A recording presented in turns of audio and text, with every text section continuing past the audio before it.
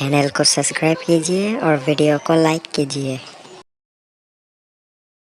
Benjamin Franklin कहते थे, जो चीजें हर्ट करती है वही हमें इंस्ट्रक्ट करती है। इसीलिए आज मैं बात करने वाला हूँ ऑब्स्टेकल्स के बारे में, कि कैसे डेमोस्थेनिस ने अपनी बोलने की हकलाहट को दूर करी और एथेंस के ग्रेट पब्लिक स्पीकर बने, और थॉमस एडिसन ने क्या किया जब उसके पूरे जीवन की मेहनत से बनाई फैक्ट्री जलकर राख हो गई, और नासा अपने एस्ट्रोनॉट्स को स्पेस में भेजने से पहले वो कौन सी एक चीज सिखाती है जो आपको भी अपनी डे टू डे लाइफ में बहुत हेल्पफुल हो सकती है। आज ये सारे क्वेश्चंस के आंसर मैं रायन हॉलिडे की best selling book the obstacle is the way में से बताने वाला हूँ, कि कैसे दुनिया की ग्रेट पर्सनालिटीज ने अपने रास्ते में आए ऑब्स्टेकल्स को एडवांटेज में कन्वर्ट कर दिया। 1966 में अमेरिका के एक फेमस बॉक्सर रूबिन कार्टर पर ट्रिपल मर्डर का गलत आरोप लगा के उसे जेल में डाल दिया गया, जो उसने किए ही नहीं थे। तब रूबिन कार्टर ने दूसरे लोगों की तरह रो के हार मानने की बजाय मेंटल टफनेस रखी और अपने आप को जेल से छुड़वाने के लिए जेल में ही लॉ, हिस्ट्री और फिलोसॉफी पर बुक्स रीड करना स्टार्ट कर दिया। और ऑलमोस्ट 20 साल के बाद उन पर लगे आरोप को गलत साबित करके उन्होंने अपने आप को जेल से छुड़वा ही लिया। और जेल से बाहर आने के बाद रूबिन कार्टर ने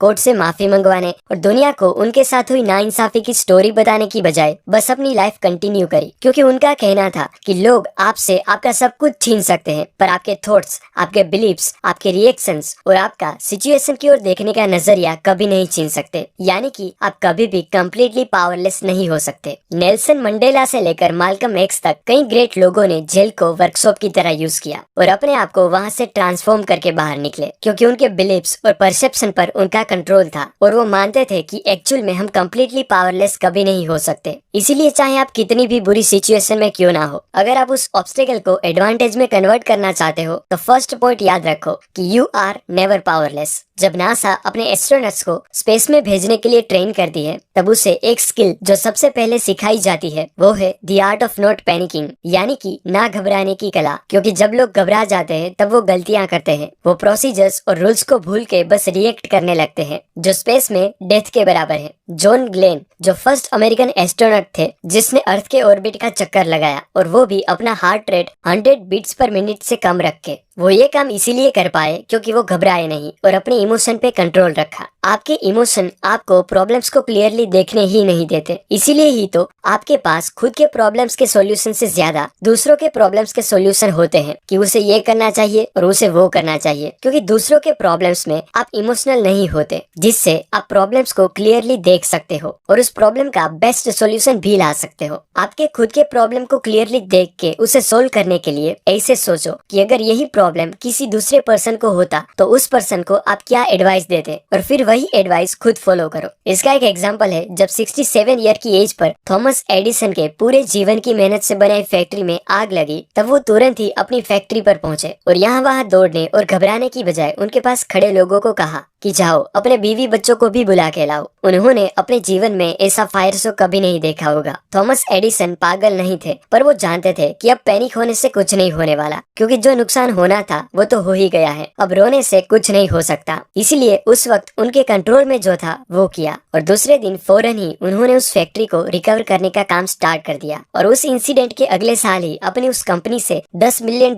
का रेवेन्यू भी जनरेट किया। आपकी लाइफ में ऑब्स्टेकल्स मेनली दो तरह के होते हैं, एक इंटरनल ऑब्स्टेकल्स यानी कि जिस पर आपका कंट्रोल हो, और दूसरे एक्सटर्नल ऑब्स्टेकल्स यानी कि जिस पे आपका कंट्रोल ना हो। आपको इस बात को समझना चाहिए कि आप सभी चीजों को कंट्रोल नहीं कर सकते, जैसे कि वेदर डिजास्टर, इकोनॉमी, दूसरों के इमोशंस और उनके जजमेंट्स एटसेट्रा, पर आप अपने आप को तो कंट्रोल कर ही सकते हो। इसलिए जो चीजों पर आपका कंट्रोल हो उसे कंट्रोल करो, और जिस चीजों को आप कंट्रोल नहीं कर सकते उसके प्रति अपना रिस्पॉन्स कंट्रोल करो। यानी कि point number 2, don't panic and focus on what can be controlled. Point number 3 is follow the process. American football coach Nick Saban अपने प्लेयर्स को प्रोसेस को फॉलो करना सिखाते हैं। वो अपने प्लेयर्स को कहते हैं कि चैंपियनशिप को जीतना भूल जाओ, दूसरी टीम को हराना भूल जाओ, बस पूरा ध्यान खेलने की प्रोसेस पर दो। गेम में अपने हर एक मूव पर ध्यान दो और प्रैक्टिस करो, जिससे चैंपियनशिप को जीतना, दूसरी टीम को हराना और अपने गोल की ओर आगे बढ़ना सब अपने आप कंप्लीट होता जाएगा। प्रोसेस को फॉलो करके ही तो जिसे ठीक से बोलना भी नहीं आता था, वो डेमोस्थेनिस एथेंस के ग्रेट ऑरेटर बने। डेमोस्थेनिस ने अपने बोलने की हकलाहट को दूर करने के लिए खुद के लिए ही एक प्रोसेस तैयार करी और उस प्रोसेस को फॉलो करने में लग गए, जैसे टंग एक्सरसाइज, सीढ़ियां चढ़ते हुए स्पीच देना, तेज हवा में भी अपनी आवाज को मेंटेन करके बोलना और ऐसी कई सारी प्रैक्टिसेस जिसके बारे में हम सोच भी नहीं सकते। डेमोस्थेनिस ने अपने आप को एजुकेट करने के लिए अपने घर पे ही एक अंडरग्राउंड रूम तैयार किया और उसमें ही स्पीच थेरापी और बुक्स रीड करना स्टार्ट करा। वो ज्यादा से ज्यादा टाइम अपनी प्रोसेस को फॉलो करे, उसके लिए उन्होंने एक वियर्ड बट पावरफुल डिसीजन लिया और अपना आधा सर सेव कर दिया और सिर्फ आधे सर पे ही बाल रखे, जिससे उनको बाहर जाके टाइम वेस्ट करने का मन ही ना करे और बस प्रैक्टिस ही करते रहे। और ऐसे ही उन्होंने मास्टर बनने की पूरी प्रोसेस फॉलो करी और कुछ ही टाइम में